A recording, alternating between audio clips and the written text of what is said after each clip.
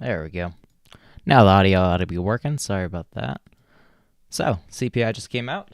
Happy CPI Day. Happy Valentine's Day to everybody. So, CPI came in at expectations for the month-over-month reading. 0.4 versus 0.4 expected. Good morning. Good morning, Irfan. Hi, Eric. Welcome. So, we go on over to investing.com, my favorite website to use to track all the economic data that's coming out. Let me actually pull up investing.com. Their economic calendar is what we're looking for. Good morning, Kamala. CPI came in at 0.4% month over month versus 0.4% expected. And previous, it's saying was 0.4, but I thought it was 0.1. We'll have to look. Oh, that's the core CPI. So the actual CPI month over month came in at 0.5 versus 0.5, and this is up from 0.1 the month before, after it was revised from down 0.1. So this, in my eyes, destroys the disinflation narrative that Powell was preaching at the last meeting. So disinflation is where we see these negative month-over-month readings, and obviously 0.5% is not negative. So that means that the disinflation narrative that's been pumping the market over the last couple of months, where we thought inflation was going to go down, is destroyed, and SPY is falling accordingly, down 0.6% at the moment. Looking at QQQ, this one is down to 301.61. I ended up making 2 trades ahead of the CPI report. And the QQQ trade is up by $80 at the moment, and then the SPY trade is up by $100. I think that's basically at max profit. Actually not. Interesting enough, these still have 5 cents of value. And I'm assuming SPY will stay below 418. The reason why I chose 418 was because that's the highest point that the markets went after Fed Chair Powell preached the disinflation narrative. So, given that that disinflation narrative is now gone, I would say we would be pretty hard-pressed to get back to 418. Huge sell-off? Absolutely. Not too shocked with it.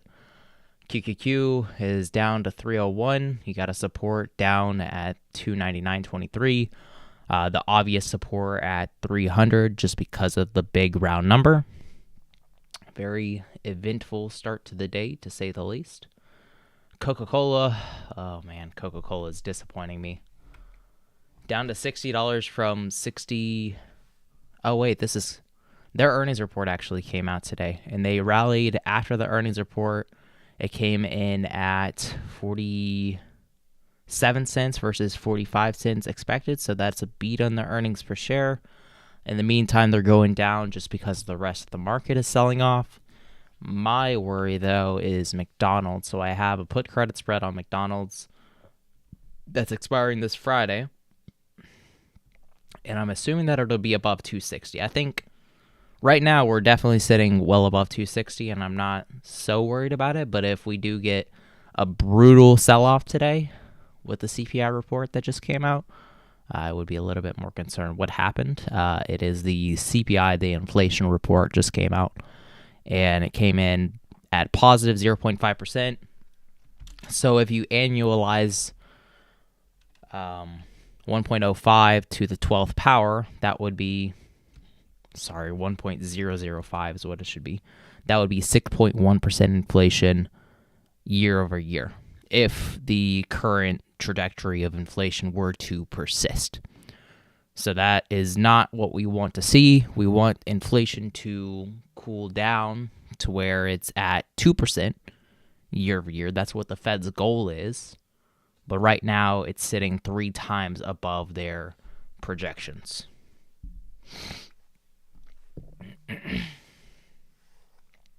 My thoughts on where SPY will end today, given that, we came in at expectations. I don't expect an absolutely brutal sell-off.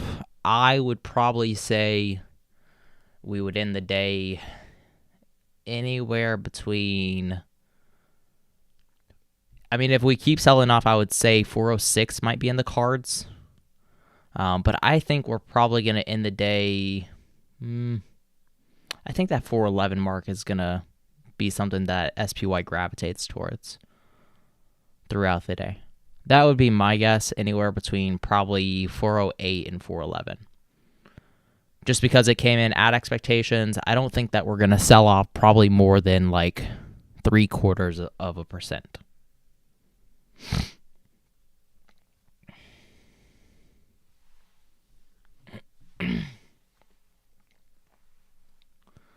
All right, that put debit spread for QQQ is trading for 48 cents. This really should be going for more value than what it is right now, but I'm not quite getting that out of it. The SPY call credit spread, basically worthless, so we can keep holding that, but I'm going to have to monitor the QQQ trade. I'm going to look at some price analysis right quick for the Qs.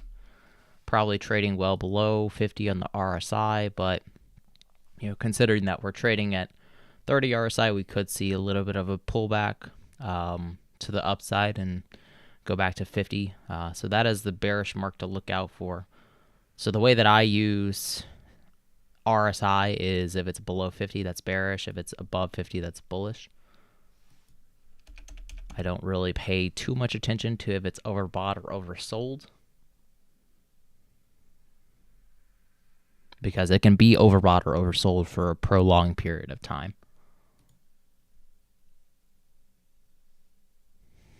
All right, don't show the price. Left extension on. And right now it's trading at 302.18. So it's basically right where I need it to be below. In order for me to make max profit, I need QQQ to be below $302. Let's check out the big names for the stock market. Apple, Tesla, names like that. AAPL currently down by 1.5%.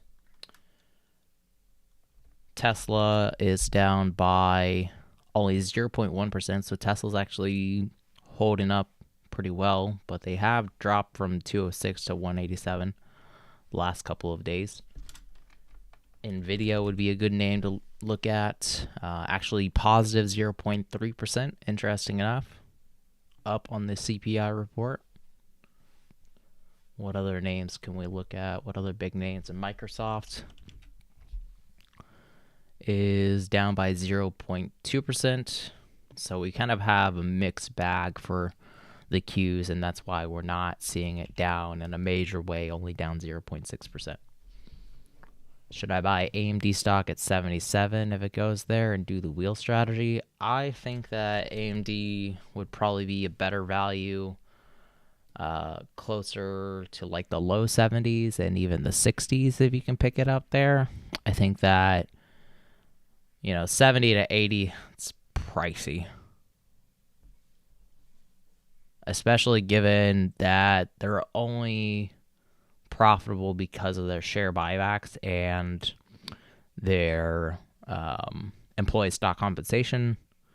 The GAAP earnings per share came in at positive 1 cent, and then their non-GAAP earnings per share that they boosted with share buybacks and employee stock compensation was 69 cents. So I think that the poor earnings quality is a no-go for me until they're like in the low 70s.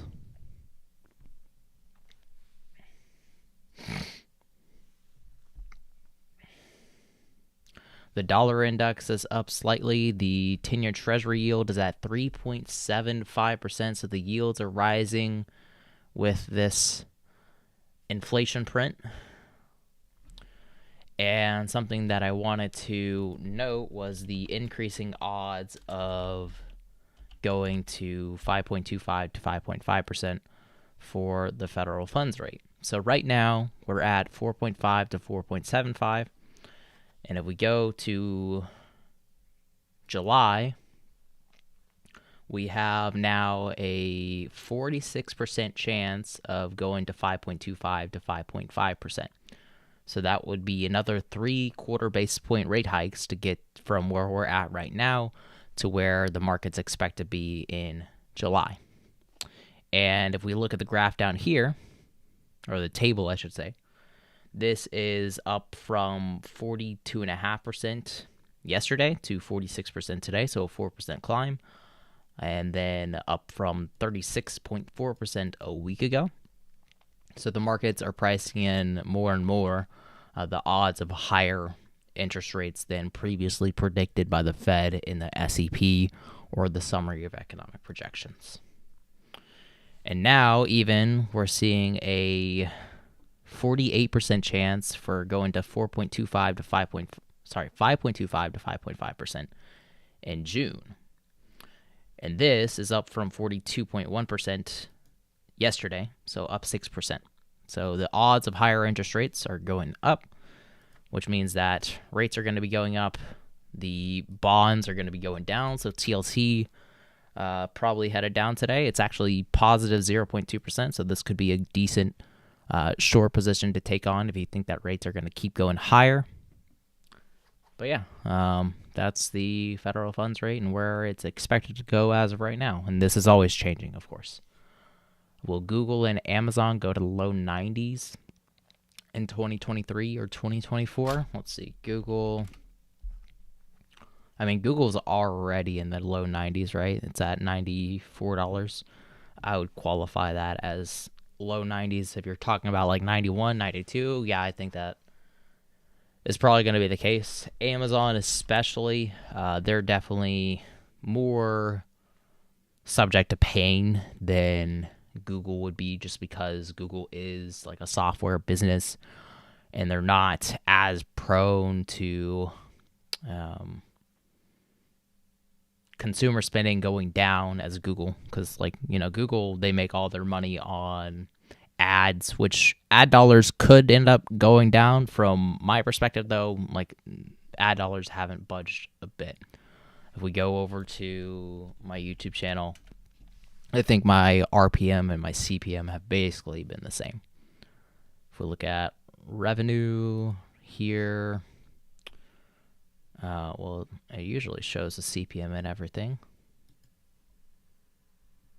Interesting.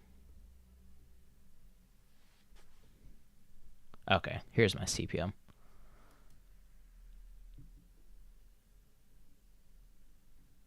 They used to graph it differently. I hate this.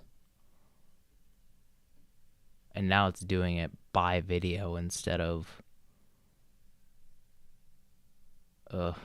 that's annoying. Instead of an aggregate, what they used to do.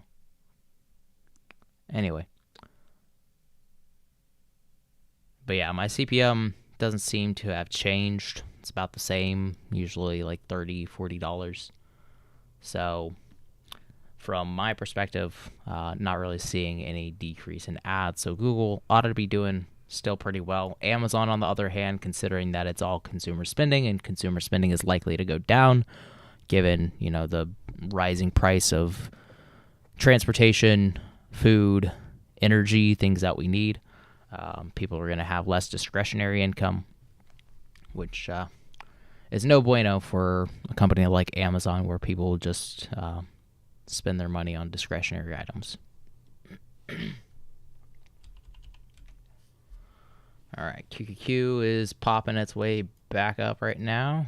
Could be going to 50 on the RSI, but if we get rejected by 50 RSI, that would be bearish.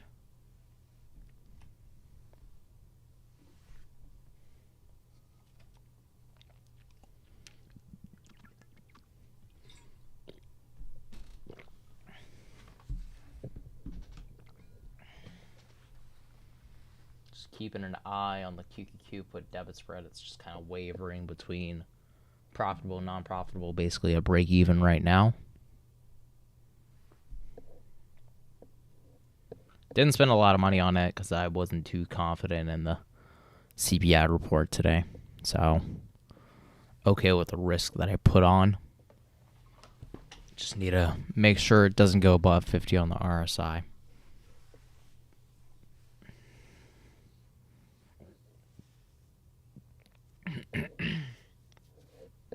The VIX is down pretty heavily today, down to 1950 or down 4%. So that's a decent drop in the VIX, which is good for the cover calls that I had sold on UVixy. Those are up 50% right now, so they have lost about half of their value from when I sold them. And they still have like 30 days until expiration, so still a very long time. But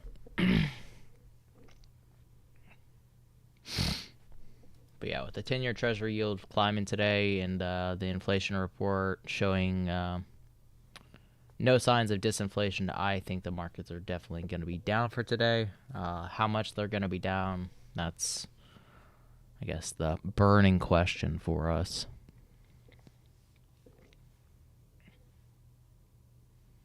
U.S. stocks poised to open higher ahead of the inflation report. I'm pretty sure they opened lower, but okay. Oh, that was at 6:30 a.m. Why would they post that before the inflation report comes out? It just makes them look dumb.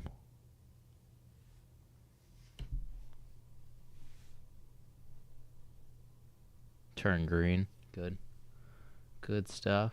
Good morning, Jay. Welcome. All right, we're hitting 50 RSI at the moment.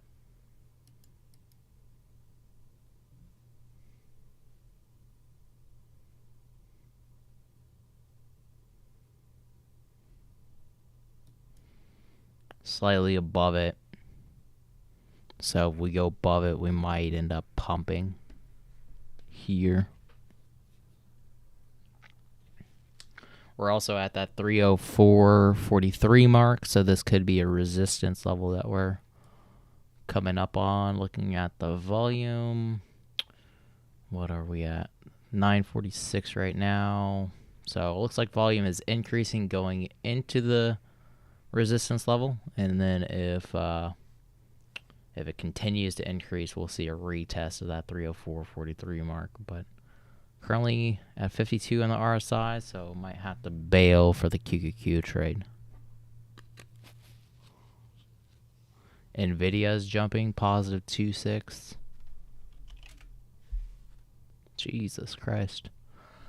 I think that there was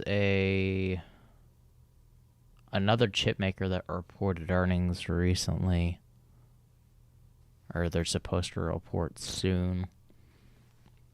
Bank of America maintains a buy on Nvidia, raises their price target to $255. Lattice Semiconductor to rally 33%. Jesus Christ.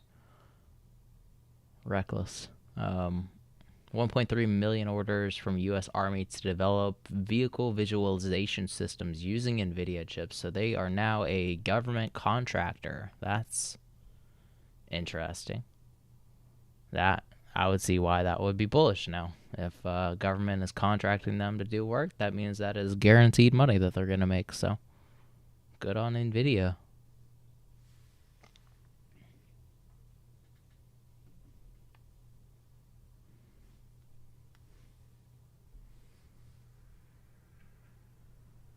$1.3 million doesn't seem like a lot of money, though.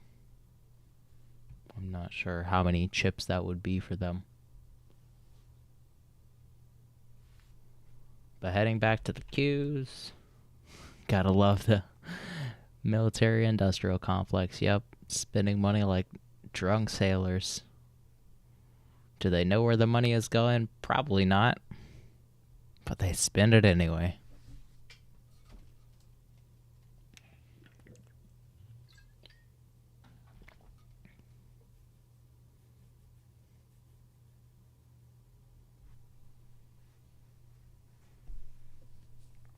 All right. Looks like we're holding above the 304.43 level. Volume is not really picking up, so that might mean that we hold it. Thoughts on Roblox? Do they have an earnings or anything that's coming up this week? Not usually one to trade anything that's outside of earnings, but yeah, it does seem like they have an earnings on 2/15 tomorrow. They've been negative earnings per share, negative 50 cents, negative 30 cents, negative 27 cents, negative 25. So it's not a profitable company. How is Roblox not a profitable company? That's a bit shocking. Like, you're a software business that makes money on children buying in-game stuff. Like, how can you not make profits on that? What are they spending it on? I would want them to be profitable if I were to buy into it, but let's see. Roblox. We'll go to earnings whispers.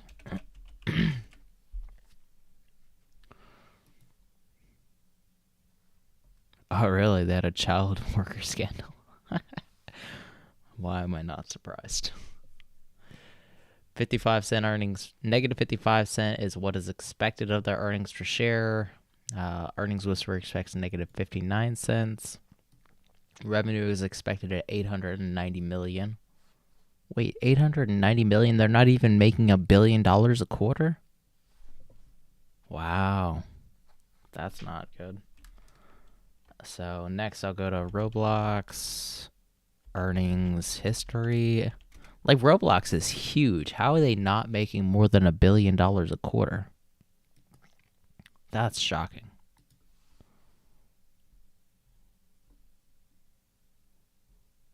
Why is Airbnb pumping?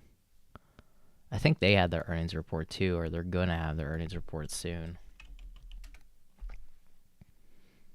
Yeah, they have their earnings is 214 after hours, so that's not until today. So you could hold your trade into the after hours, but I guess with the QQQ making its way back up at the moment, that's why you're seeing a little bit of a pop in Airbnb. It's one of those high growth companies. I think that they've reached their peak personally, but some people might still consider it high growth. All right. So we've got increasing volume after passing the trend line. So that probably means we could head below the 304.43 mark. And I'm hoping we head on back down to 302, but that might be a little bit of a stretch from around 305 right now. That's 1% down from where it's trading.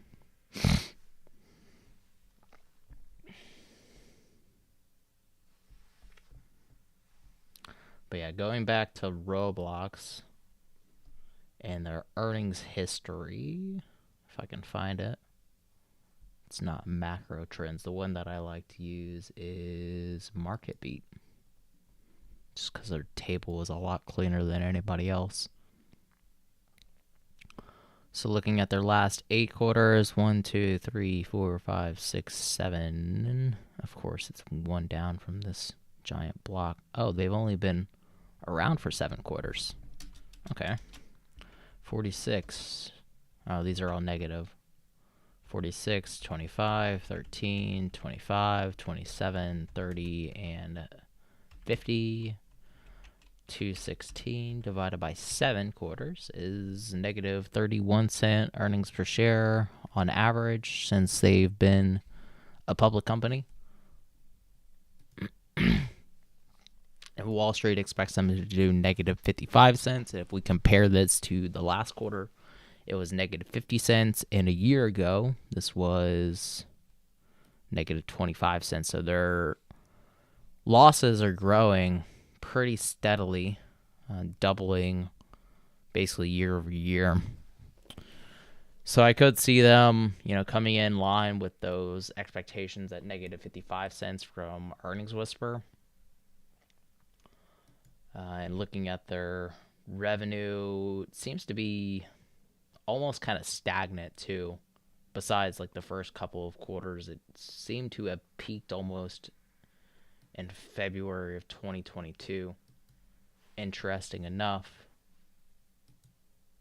And Wall Street expects how much for the revenue again? Let's see. $888 million in revenue versus an average that's well below that. So I think that they're probably going to miss on the revenue. It's going to be a meet on their earnings per share.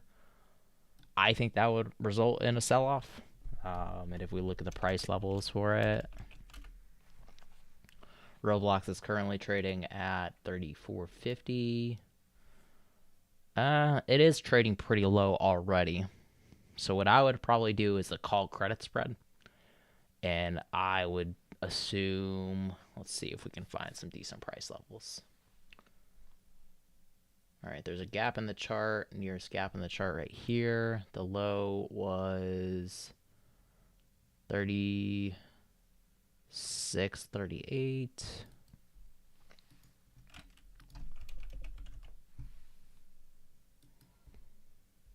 Let's see, next gap in the chart is below where it's trading right now. The low for this candle was 31.78.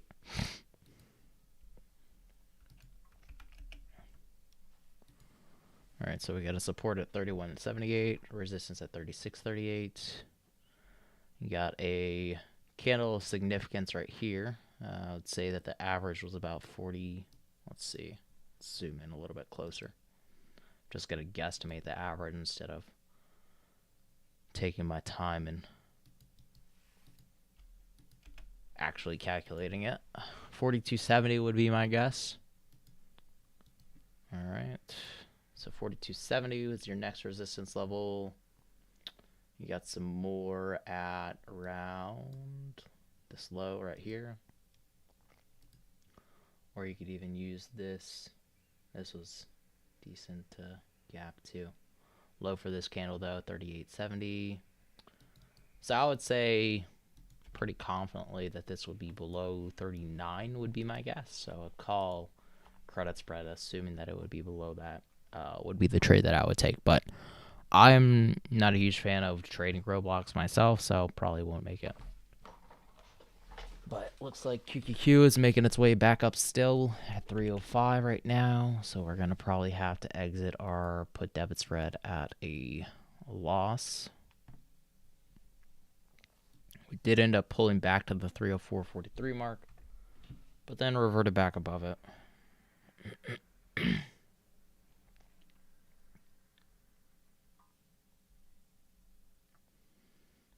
All right. These are going for 23 at the bid, 26 at my ask.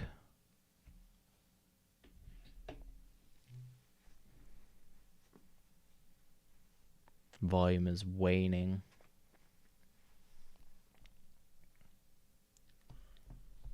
All right, so I'll try to get out ASAP.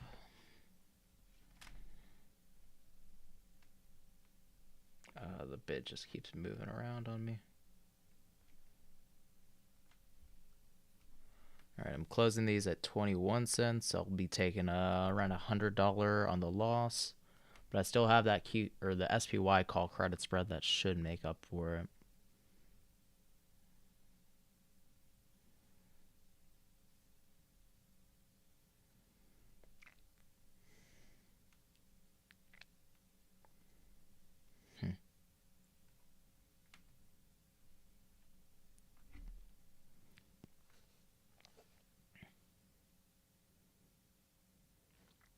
All right, I got the limit order in, but it's not going through just yet.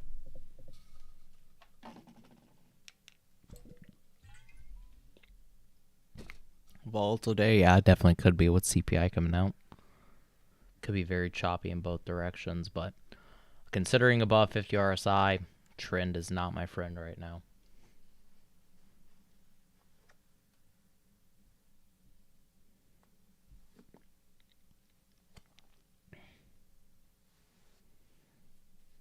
I could see us coming down maybe 0.5% by the end of the day, so about 1% from where it's down, from where it's at right now, which would be 306 times 0.995. That would be 304.50. So a 305, 304 put debit spread could be a decent trade to take on. Actually, no, sorry. 0.99 would be 303. So a 304, 303 put debit spread might be a better call than 303, 302 is the one that I had. CPI is already out. Came out at 8:30 this morning. Positive 0.5% month over month, 6.4% year over year. The expectations was 0.5% month over month, so that came in to expectations. Then the year over year reading was expected to be,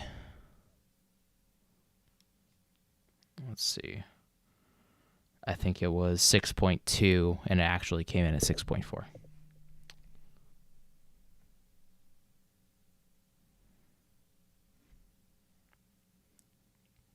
All right, got out of that trade.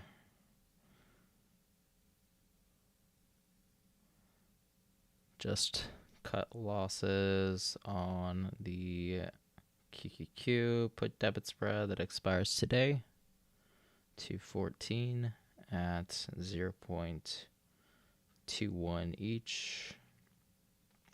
Strike prices that I had chose were 302, 303. But we're coming up on that 306.18 mark. We'll see how we react to it. Seems like a top for right now, but let's give it a minute.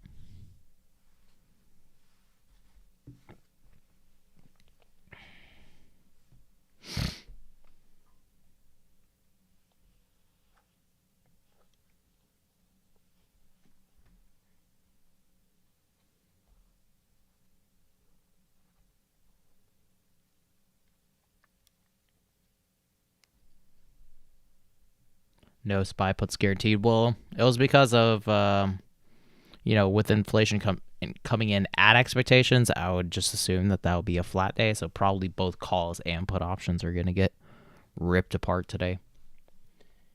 Just my opinion, but we'll see.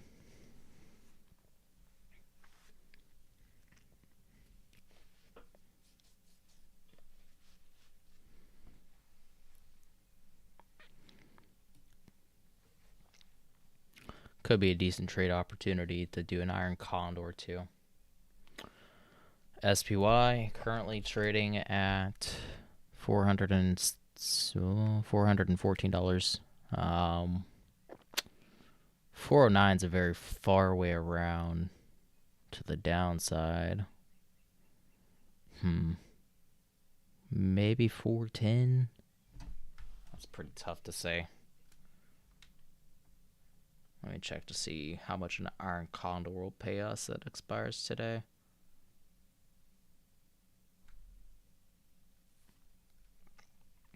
The call side's definitely going to pay well right now, considering that we're approaching quickly that 414.41 mark. The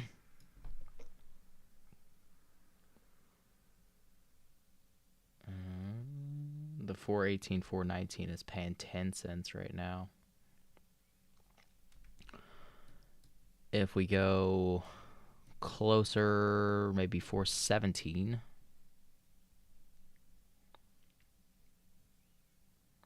That one will pay us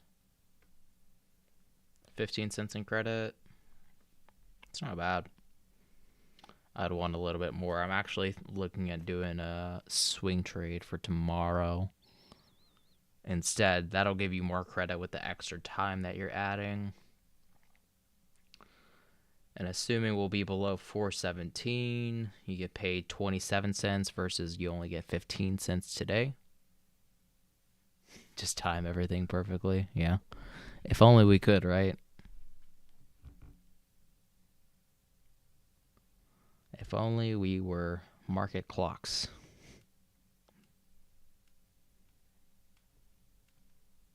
.27.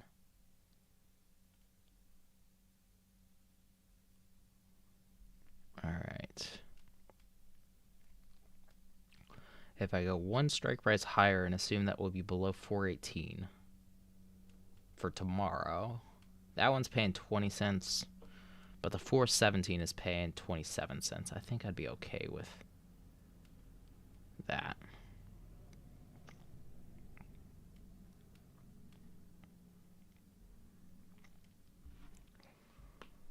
All right. bid just keeps moving around a crap ton. Gotta love bid-ask spreads. Especially whenever it's super volatile like right now.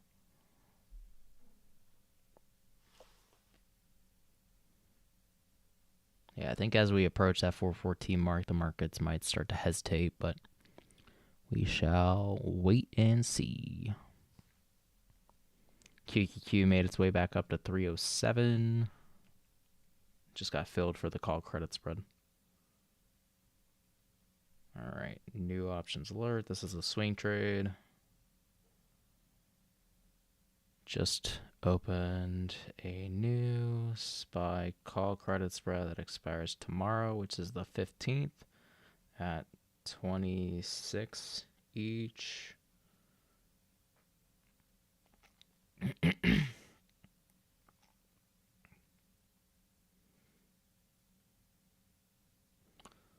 All right.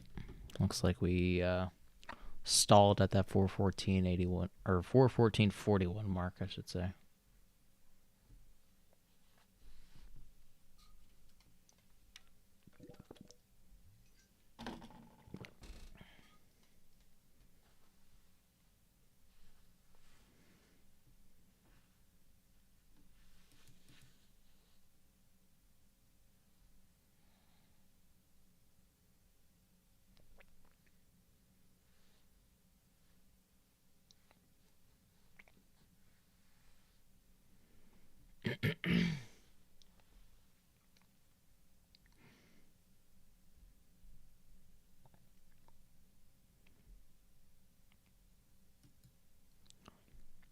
Expert says that U.S. inflation likely to be far stickier and longer lasting as CPI data gets announced. U.S. President Biden expected to announce Fed Presidents Brainerd Bernstein for top economic post after the market closes.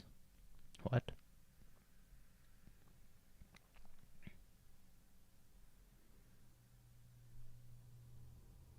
I'm not sure what they're trying to say there. Fed Biden Brainerd.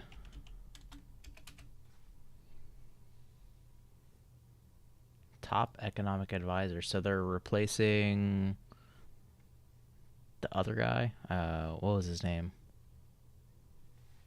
I think he was from Goldman Sachs. I forget his name, but she's going to be the new economic advisor. Great. Probably the most dovish member of the Fed. Am I shocked? Not really. Expected to name Federal Reserve Brainerd to the White House top economic policy position as early as Tuesday. A source familiar with the matter says Brainerd would replace Brian Dees, was the name, who has announced his resignation. I'm not surprised that he resigned, considering how the economy is doing right now. And I wonder if old Brainerd will resign at some point pretty soon, considering how we're doing.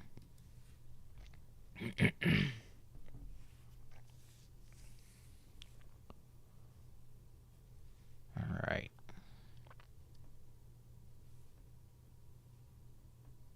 Where's IW, or where's Dow? Dow is only up 0.07. Interesting, okay. Let's head on over to Robinhood. Coca-Cola trade. Or not Coca-Cola. I keep mixing up McDonald's and Coca-Cola is up by 12. These are almost at max value. I sold them for 60, so I guess I'll just keep on holding after this inflation report, sitting stocks up. This ought to be holding for the most part. Down to 260 would be a pretty unlikely change, but always could happen. And then the SPY call credit spreads are going for 11 right now. It's pretty tempting to open some more, honestly.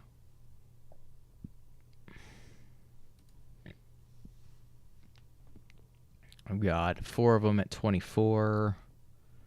Could make an extra like $20 if I open 2.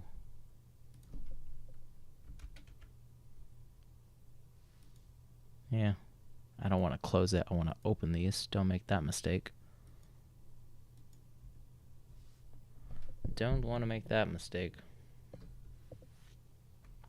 Two-factor authentication's got to slow me down.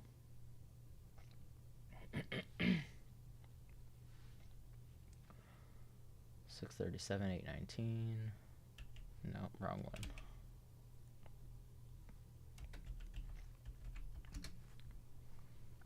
All right. Sweet. I actually got paid a little bit more. 10 cents each. So an extra $20 for me.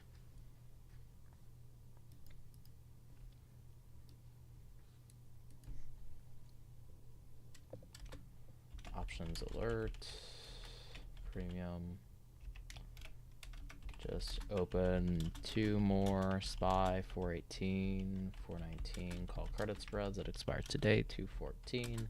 Add 0.1 each. So I got a total of 6 of them at 19 for a total credit. Let's see. Total 6 at 19 average credit equals 19 times 6. 114 total credit now.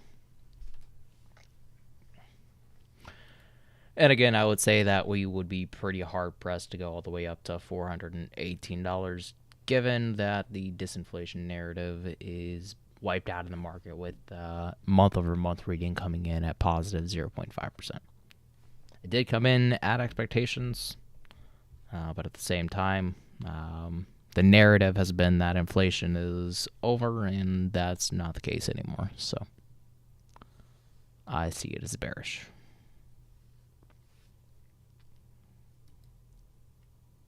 Volatility is really falling off. Down 7.5% for the VIX today. Oil's trading down too. Oil and the dollar are both trading down. Oil's down 1%. The dollar index is down 0.4. Continuing the downtrend from yesterday. And then the 10-year is kind of just holding the levels that it was at yesterday, but seems to be falling right now.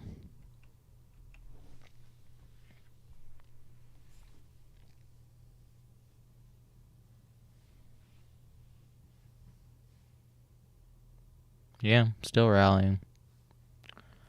Probably going to see volatility in both directions. We were oversold. Now we're getting overbought. So we're probably just going to swing heavily in both directions.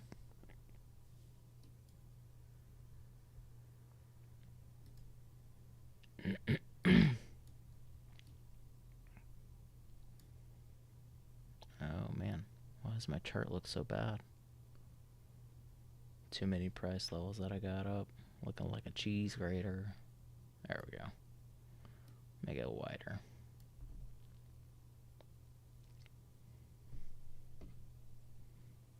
Yeah, we're up 0.5% right now. Probably wouldn't expect us to go up more than 0.75. And probably wouldn't go down more than 0.75 and on the downside. So probably going to stay in that range of, let's see, we closed yesterday at 414.8 minus 2. Closed yesterday at 412.80 basically.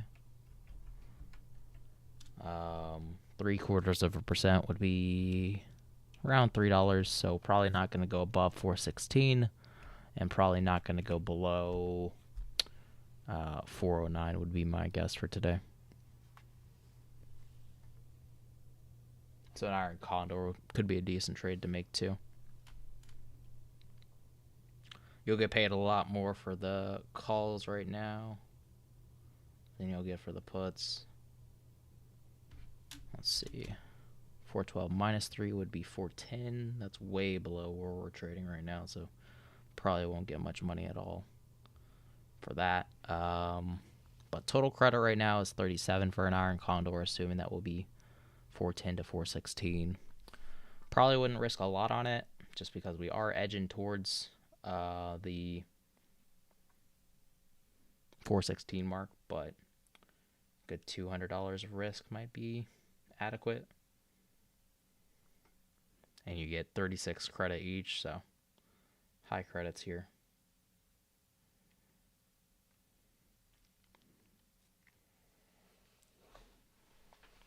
Not getting filled on that. Damn it. Come on, Robinhood. Just give me my order, please. 0.36. I'll lower my price. 1.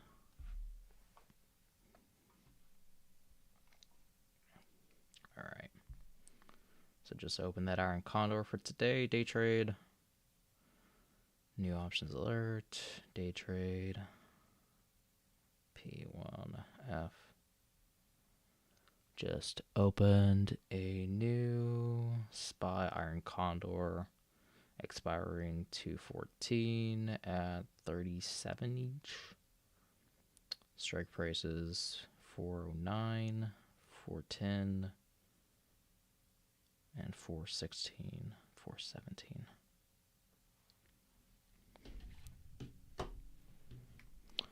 Up 20% on the TQs. Put credits rep, but now it's down $24.99, $25.60. I exited my QQQ short trade pretty early this morning, about 15-20 minutes into the market after we went just above 50 on the RSI. So I cut my losses right around this area right here when we were trading at around 305. I figured that going back under 302 would be out of the cards for today, and that just seems to be more likely at this point. Hey, Cameron, how's it going?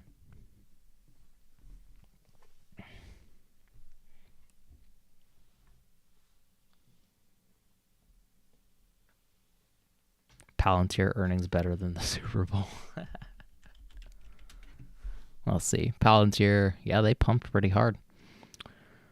Let's see. They started at 750. Now they're at 878, up 15% on their earnings.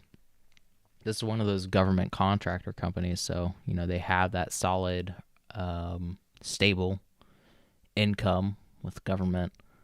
They came in positive 1 cent earnings per share. My problem with Palantir, though, if you look at the Analyze tab for Palantir, that is not what I need. Risk profile, probabilities, economic data, fundamentals. Okay, Palantir. No? Here we go. The price to earnings ratio is what concerns me. I get that they're a growth company, but at the same time, I'm not going to pay a super high price to earnings. They're actually negative price to earnings. I thought they were positive on their earnings for the last 4 quarters. Let me look at the charts. Look at the yearly chart. I'm pretty sure it was like positive 2 cents or something like that for the last 4 quarters. Yeah, they came in at 1, positive 1, positive 1, negative 1, positive 2. So for the last 4 quarters, they've done in 3 cent earnings per share. They're trading at 877 right now. So if you divide 877 divided by 0.03, I multiplied by accident. They're trading at a 292 price to earnings ratio. I'm not going to pay more than 100 or 200 price to earnings ratio for anything right now. I get that they're a government contractor, but at the same time, the markets are pricing in a lot of growth for the company when we're not in a high growth period.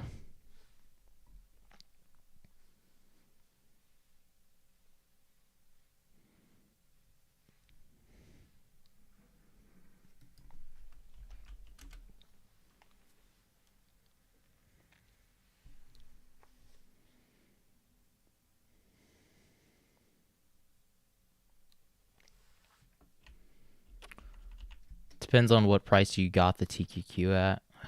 TQQQ. What's the strike prices that you chose for TQQQ?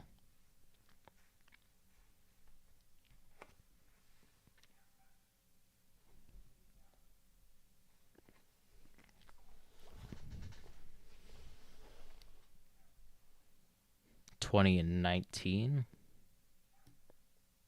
That would be way down here, so I'm not sure why that would be in the negative, considering, that it would need to drop $5 right now. 5 or 25 would be a 20% drop that I would need to see.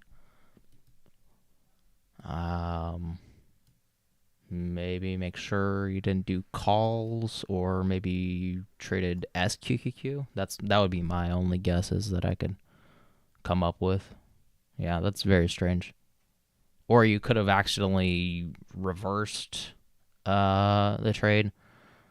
So let's see, you chose 20 and 19. You're saying that it was a put credit spread, so you would have had to sell the 20 strike price, buy the 19 strike price. And if you accidentally reversed the order and bought the 20, sold the 19, then that would be a put debit spread where you assume that it would be below $19. So if you accidentally reversed the order, that would be the reason as to why you would be down so much.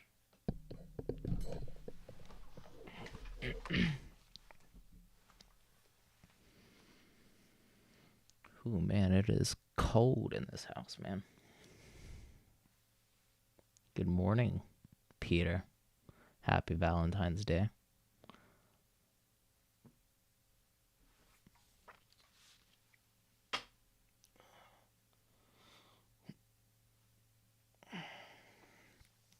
Used the option builder and it sold the one closer to the actual price.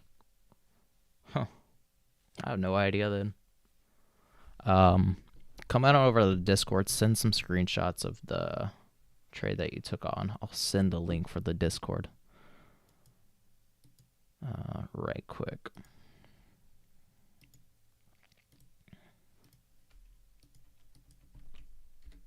Oh, that is not the right link. My bad.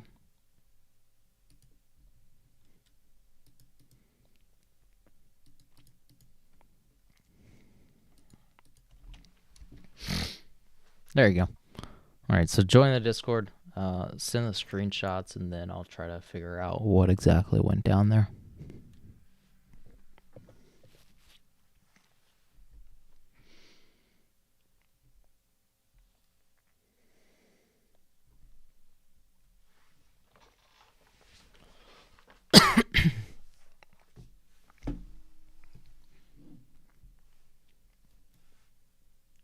Yeah, no problem.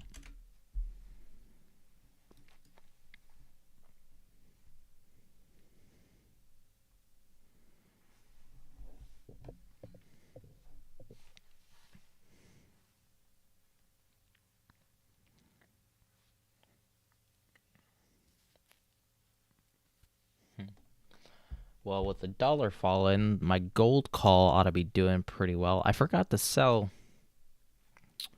a cover call on my gold call, on my leaps that I had bought. Shame on me. What is gold up to today? GLD. A positive 0.4%. It did dip down all the way to 171, interesting enough.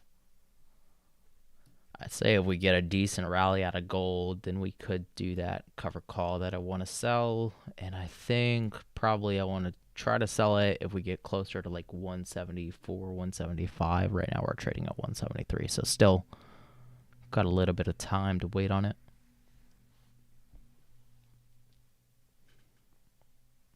Yeah. Yeah, I know about their commercial side with Palantir. I just don't think that their commercial side is going to grow that much given that the economy is slowing down. Okay. Posted in the general chat. All right. So 1920 put credit spread. You opened it for 28 cents. Sold the 20, bought the 19. That looks right.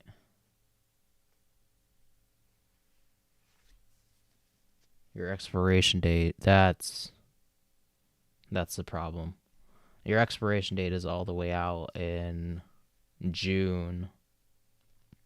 So given that you have such a long expiration date, you're going to see large fluctuations in the price because not many people are trading that option. Most people are trading right now, it seems like weekly options or daily options. So given that you extended the expiration date out to 3-4 months, not as many people are trading that, which means that the bid ask spread, or the difference between what people are willing to buy it and sell it for, is going to be a lot wider.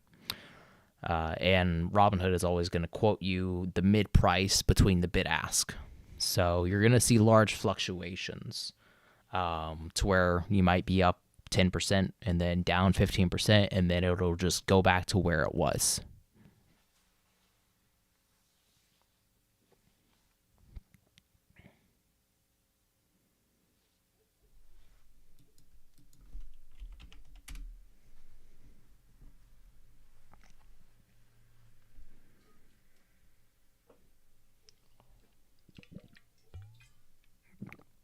Yeah, no problem, Brandon.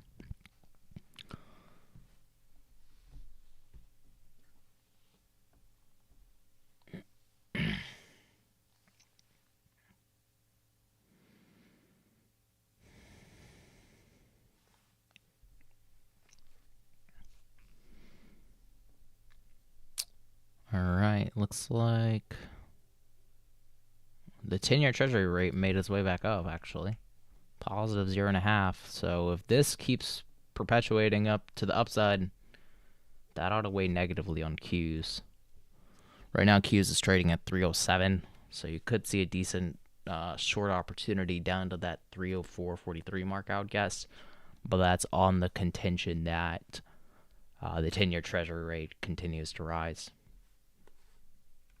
I know that the 2-year Treasury rate saw a decent climb. If anybody knows what the ticker symbol for the 2-year Treasury rate is on Thinkorswim, that would be great. I've been looking for that for forever, but I can only find the 10-year. You could also go to investing.com and find the 2-year rate, going to markets, bonds, US 2-year. And let's see, TLT could be a decent trade to take on. Yeah, you could go short on TLT if you expect rates to keep going up. And I think that rates are going to keep going up because they didn't expect the Fed to go to 5.25 to 5.5. Yeah, TLT is a 20-year bond ETF. So that's not the rate. That's the actual bond holdings.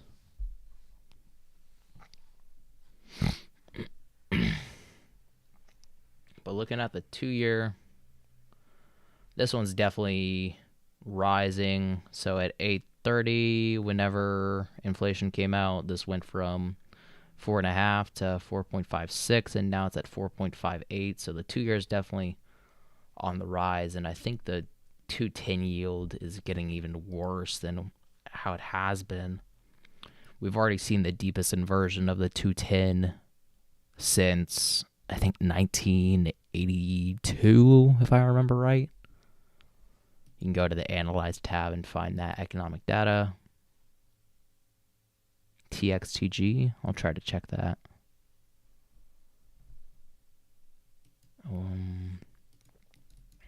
Get rid of that. What the heck, man?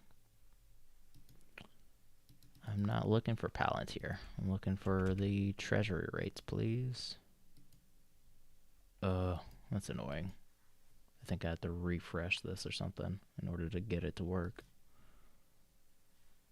But yeah, the 2-year, 10-year, 2-10 spread. I think you can look for Fred. Yeah, 2-10 spread on the Fred. So this is the difference between the 2-year Treasury rate and the 10-year Treasury rate. Whenever the 2-year is higher than the 10-year, this means that it's inverted. And whenever it's inverted, that means that the markets expect there to be more risk over the next 2 years than over the next 10 years. So basically, this is a sign that we could get a recession in the next couple of years. And if you extend this all the way back to the 1980s, this is the lowest that we've been since, let's see, we're currently at negative 0.8. Last time that we saw negative 0.8 was September of 1981. So Not exactly a great sign for the economy. Basically, every time that this has been inverted, we've gone into a recession. So, not a great sign for the economy, especially considering how deep this is. The like button needs some love. Yeah, absolutely. Run up those likes. We got 13 likes and 59 people watching. Come on, everybody. What's my take on NVIDIA averaging down for put options? NVIDIA, they just had that government contract, so that should boost them in the short term, but their earnings is coming out in a couple of weeks. I think that they're going to do well on their earnings because AMD, NVIDIA, all these high growth companies that have done so well over the last couple of years have a shit ton of cash on hand, and what they can do with that cash is they can buy back shares of their company with share buybacks, and they can do employee stock compensation. And whenever they do those two things, this rises their earnings per share. So you have GAAP and you have non-GAAP. So non-GAAP is whenever they write off these things with employee stock compensation and share buybacks, whereas GAAP earnings is taking that out of the equation. AMD had a 1 cent earnings per share on a GAAP basis, but a 69-cent earnings per share on a non-GAAP basis.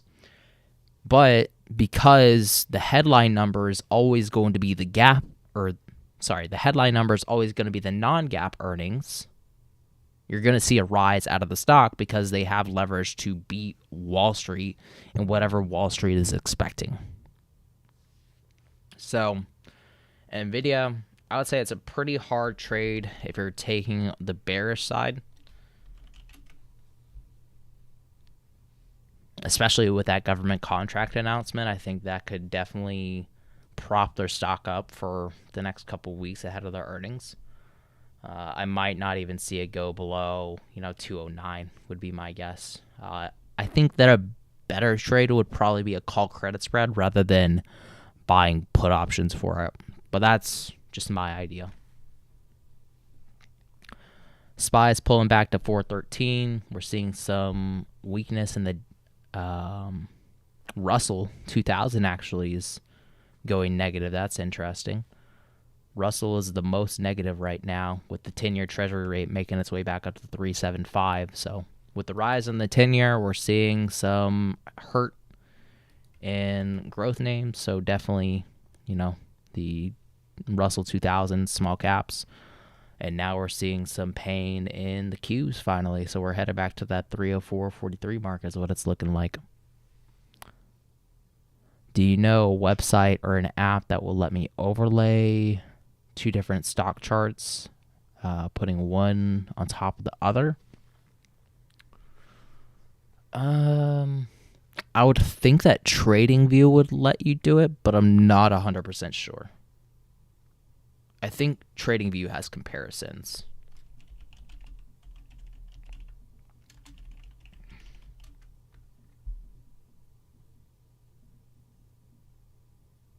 Sorry, I'm getting a call right now. Let me mute myself.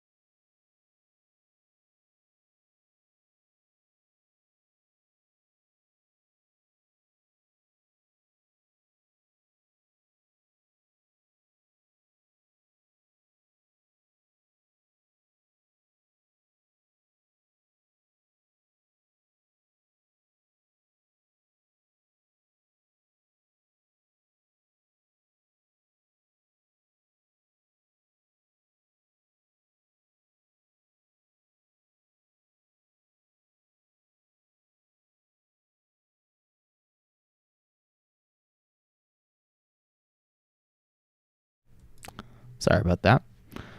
Back at it. So yeah, we're seeing a decent drop for the Qs, down to 305.37 versus a high almost at 308.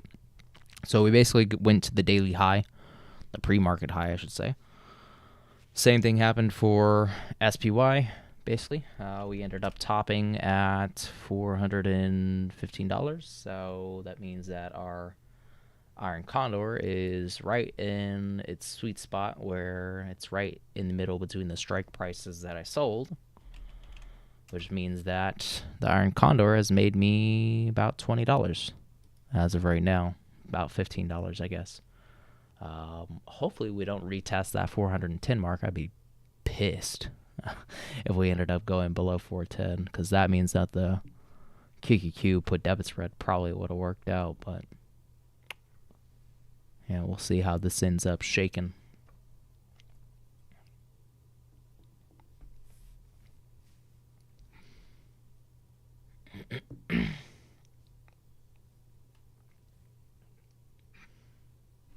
The call credit spreads that I opened, those are basically max profit now. Actually, not quite. Interesting enough, they still have 4 cents of value to them. Up by 116. I opened these at 19 cents. 6 of them. I opened an extra couple of them whenever they're trading at 10. So I'm glad that I got that extra $20. But retesting 410 might be in the cards now. We'll see. It's just kind of choppy.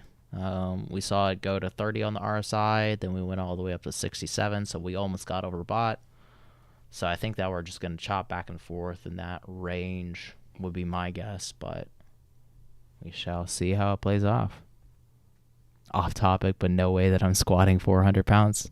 I mean, I can try to record it next time. That way we got evidence. Bench press was really hard today. I put 235 on the bar today, and I don't know why my chest and my shoulders are just feeling sore as hell from that maxing session where I did max on bench, squat, and deadlift. Right now it's just super freaking painful. Feeling so much soreness in my chest, and now I'm even feeling it in my shoulder, which I usually never feel any shoulder pain. What am I weighing? Roughly 155 at the moment, I think. I mean, being at my wife's parents' house, it usually fluctuates my weight back up to 160. But I've been trying to avoid the bread and stuff that they try to feed me.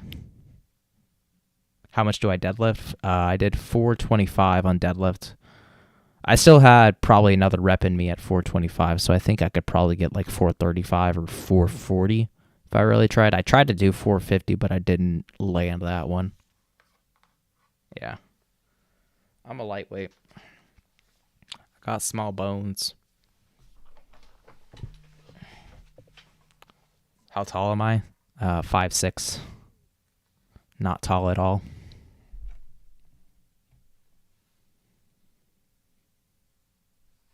$160, trying to get to 180. I feel most comfortable whenever I'm right around 155. If I go to 160 even, I just feel bloated and disgusting myself. Like, if I try to gain weight, I just don't feel great. I feel very lethargic. I feel very bloated all the time, so I just try to keep my weight around 155. That seems to be the sweet spot for me.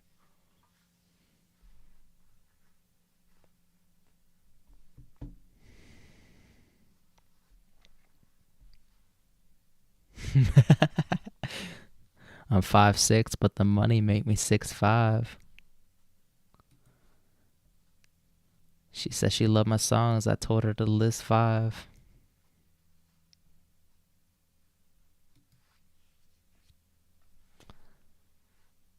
Yeah, definitely good for brain power, I would say. Strong body is a strong mind. Oh, man. We're going to 410? Really? Why do we have to do this now? We're down to that 411 mark.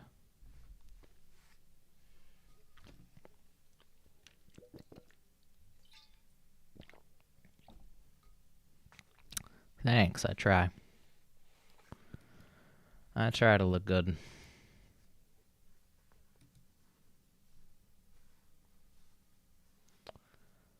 All right, these are basically max profit at the moment. Am I really fretting over $18? Eh, I'd rather have my $18. That's a couple. Actually, I would say a couple of McDonald's meals, but now it's probably like 1.5 McDonald's meals at this point.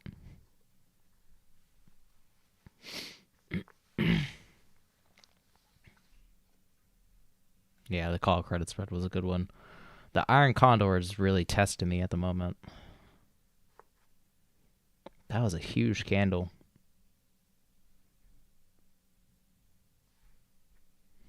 It's all about that 10-year treasury rate. That's what the focus is, I'm assuming, at the morning highs.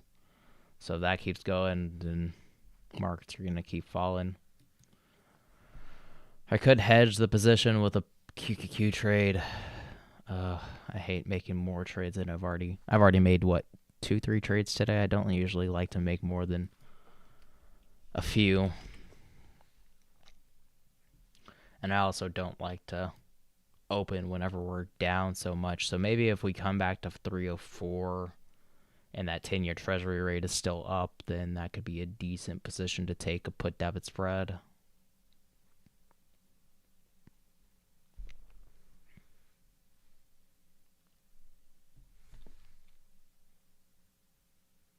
Do I work out whenever I wake up? Yeah, I wake up usually between like 5:30 and 6, head straight to the gym. I usually get like a coffee in me before. And then I'm usually there anywhere between 45 minutes and an hour. So I keep my workouts pretty short, 4 times a week. And it's usually just bench, squat, deadlift, any variation of the few. I don't usually do too many accessories. Like if I'm doing accessories, it's just going to be like dumbbell bench press. I don't do any like flies or anything. I don't even do curls. Don't do any curls for the girls. How do you wake up so early? I've been trying to wake up at 6:30. I would say having something to do early in the morning is the best thing. Like if you don't have any work or anything on like your calendar in order to do, then you're not going to wake up early. I used to have the same problem where, I felt unmotivated, didn't really have anything to do in the mornings. But once I started going to the gym every morning, that gave me like a purpose to actually get out of bed. So having a purpose, having something to actually work towards in the morning is probably the best thing that you can do in order to wake up early, in my opinion. Do I do any running? No, I do not do any running. The only thing that I will run for is my life. Yeah, going to bed earlier. Like I go to bed usually, well, now with a child, I go to bed at like 8 o'clock. Otherwise, I won't get enough sleep. But usually I go to bed by like 9 and then wake up at 5:36.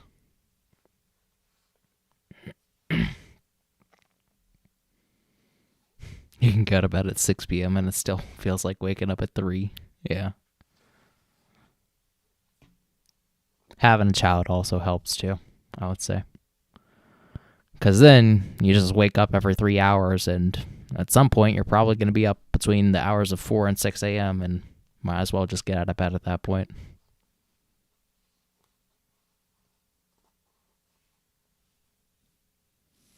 Yeah, being addicted to stocks and researching. Absolutely. That's helped me a lot. I mean, that's why I wake up at 5, 6 a.m. in order to go to the gym. Otherwise, I wouldn't have enough time to be here in the morning at 9:30. Running away from snow. Snowflake. Oh, man. My baby is finally above her birth weight. She is 6 pounds and 8 ounces. She started at 6'5". So that is good to hear that she's finally back up to her birth weight.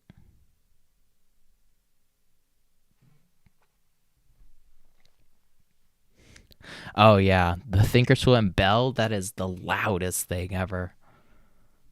It is so obnoxious. I have to mute this every time that it's about to ring, otherwise it'll blow my eardrums.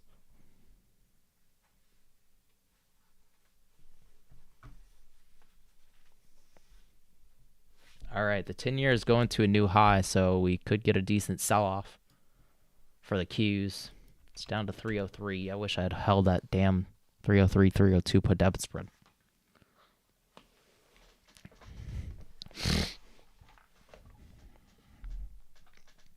I figured that we would go back to 303, but I just didn't know when it would happen. I was worried that it would be later in the day instead of almost immediately. Yeah, QQQ is definitely pulling back with the 10-year going up. I wonder if we have raising odds of going to 525 to 55. FOMC countdown.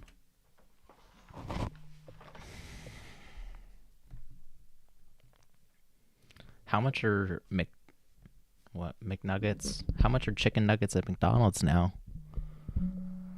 I haven't even bought nuggets at McDonald's in a while, but I know the McChicken is like $2.69, which is ridiculous. Damn. Okay. So we got the odds of going to 525 to 5.5%. Jumping 6%. I think that's what it was this morning, though, if I remember right. We're seeing increasing odds maybe of this 5.5 to 5.75 going from 9.5% to 13%. That's troubling. That I would be a little bit worried about if we're going to the high fives on interest rates. That's going to be very troublesome. Do I think that it'll bounce back up? It could, but I mean, the 10-year treasury rate's really what's weighing down on it right now. Little Caesars $5 pizza is $8. Jesus Christ. I wanted to open Little Caesars, honestly, but it costs like $250,000 to buy a franchise. But opening that shit in a college town, that'll print you gold. But yeah, we're trade. Let's see, 11.9% chance of 5.5%, up from 8.3% yesterday, and the odds a week ago were basically zero at 3.1%. So odds of going higher on the interest rates is just going up further and further.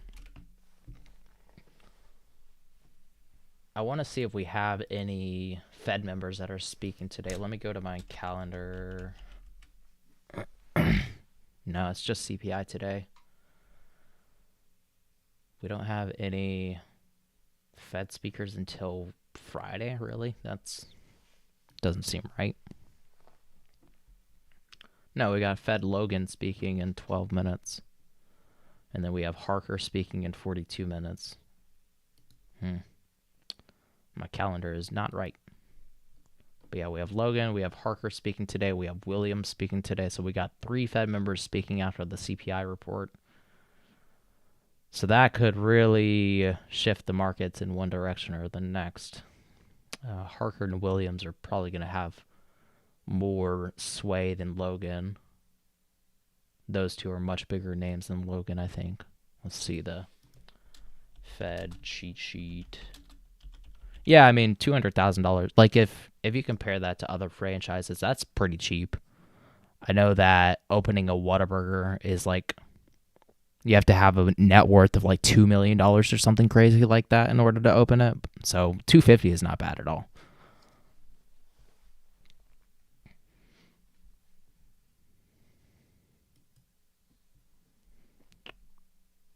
Chick-fil-A is one of the cheapest franchises to open, I think. I think all you need for Chick-fil-A is like 1 year's worth of your expenses, which I have, but I have very low expenses. So, but yeah, we have Williams, who's a slight hawk. We have Bowman's later. Who was it? Let's go back to the calendar. Nope.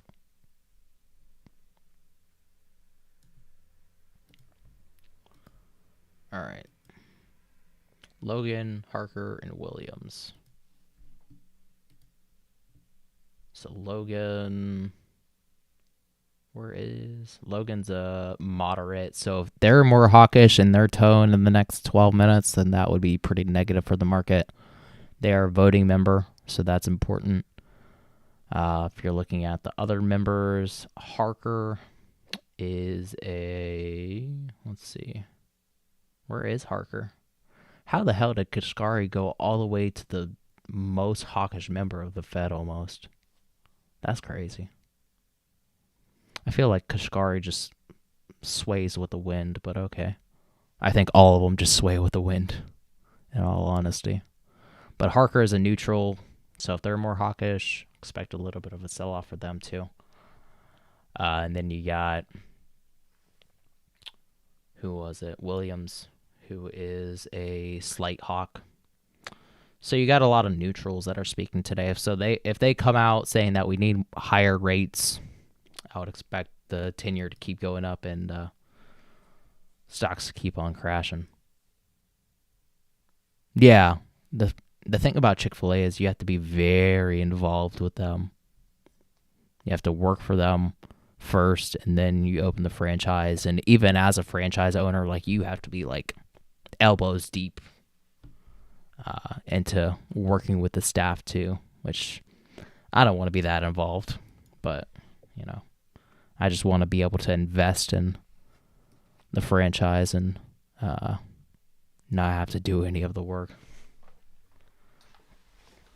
My time is better spent in investing than frying some food.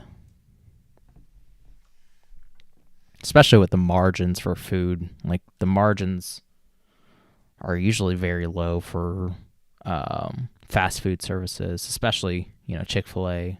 And, well, Chick-fil-A might be higher margins just because it's a little bit more premium, but the Little Caesars probably not so much. But you also get higher revenues accordingly.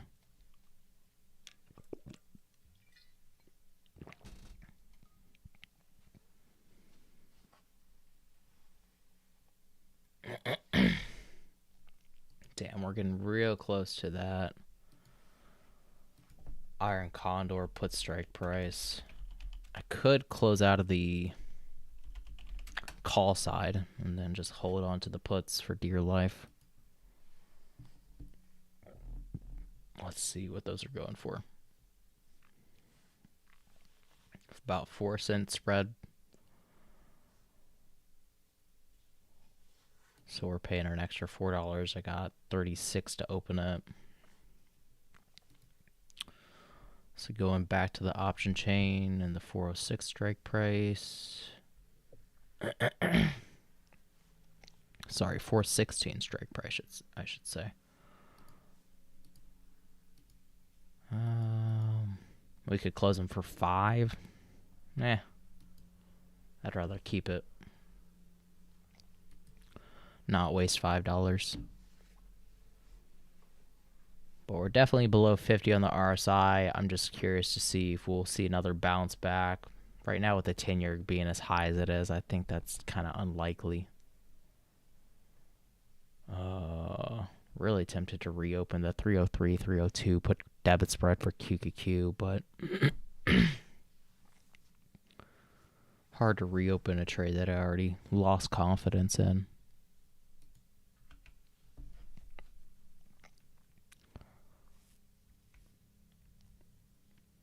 Bonds are falling right now with TLT down 0.4.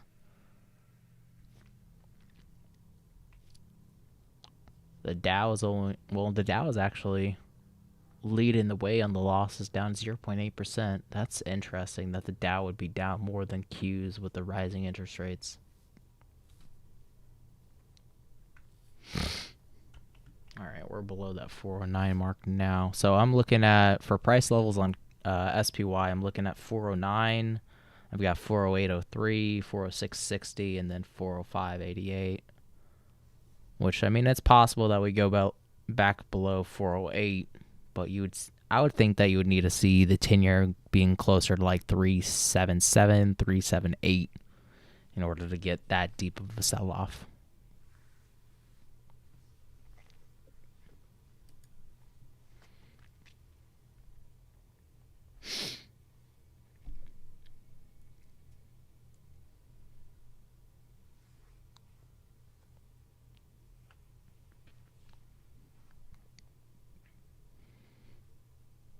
Can't believe that Biden is saying that Brainerd is the new. Like, isn't. Also, if the Fed and the White House are supposed to be independent, isn't that a conflict of interest to have one of the Fed members, one of the main Fed members, being the economic advisor? One of the current Fed members being the economic advisor? I feel like that is most definitely a conflict of interest. That seems like a bad move to me. Struggle between when to close my options or double down. Well, it's kind of hard to really choose which one is the best.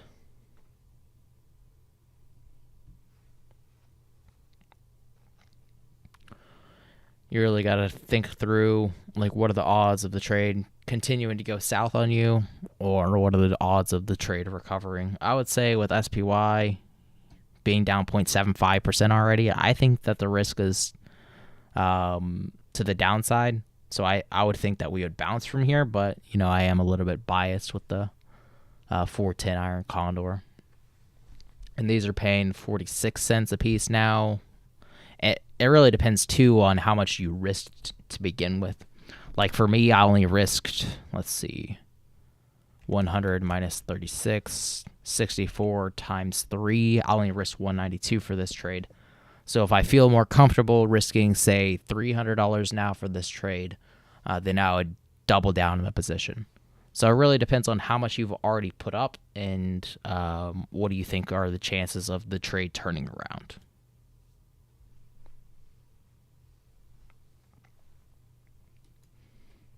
I think the risk is to the downside, considering that we already sold off 0.75%. That's my opinion. Considering that inflation came in at expectations, I would say that neutral is the most likely outcome for today. So I think that we're going to be probably above 409 would be my guess. So I could even open a put credit spread assuming over 409. And that would pay pretty well, I would imagine, considering we're at 410.60. I mean, this itself was paying 43, but that 410 strike price is what's worrying me since we're so close to it. But yeah, my assumption, we're probably just going to trade flat.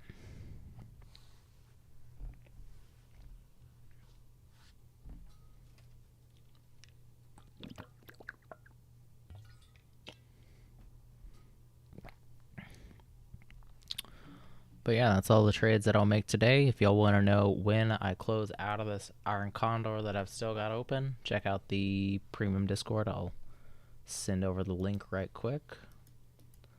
But I'm planning to hold it until we get closer to about 413. So there's the link for the premium Discord. It comes with a 1-week free trial. It also comes with my handy dandy spreadsheet, which I need to fill out. Yesterday, I ended up taking pretty substantial loss, $260, which is my biggest loss to date. 266, which brought my average down to 61.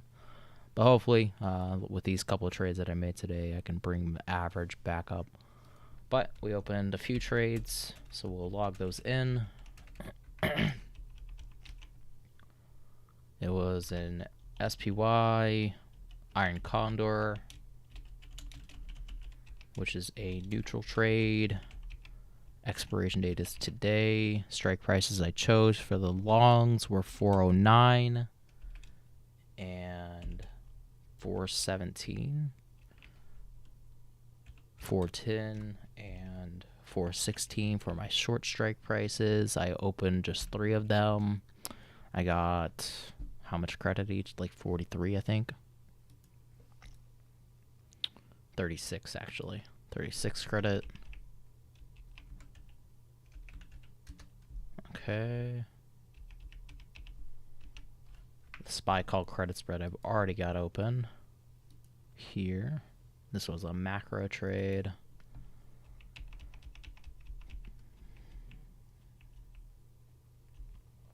That one I didn't close yet.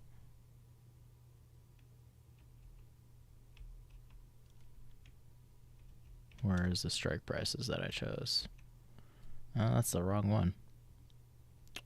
Let's see, 417, 416 strike prices. No, that's not the right one either. I think I opened that one at the end of the day, so I haven't logged it yet.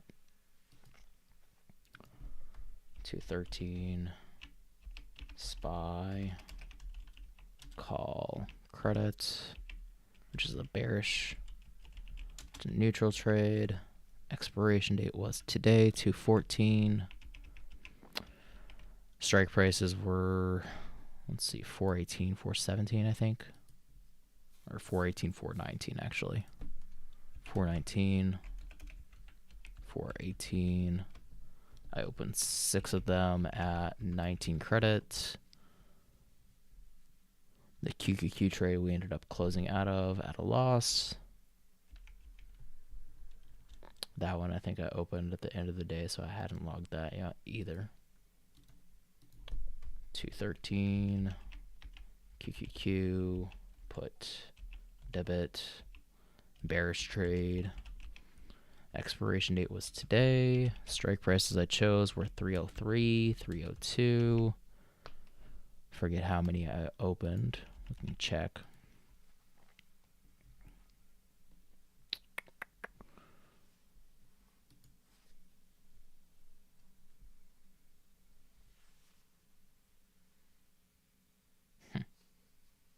There we go.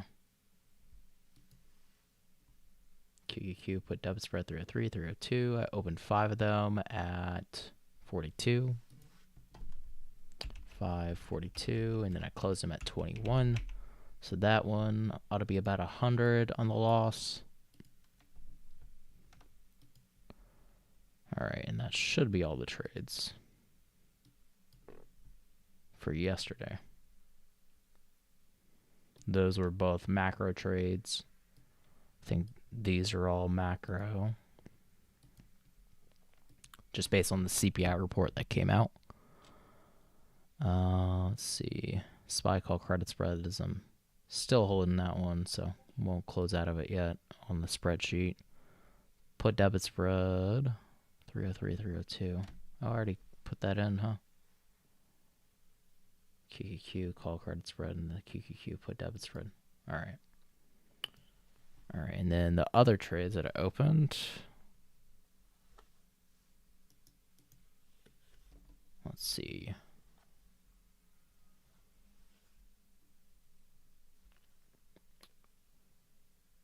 Today.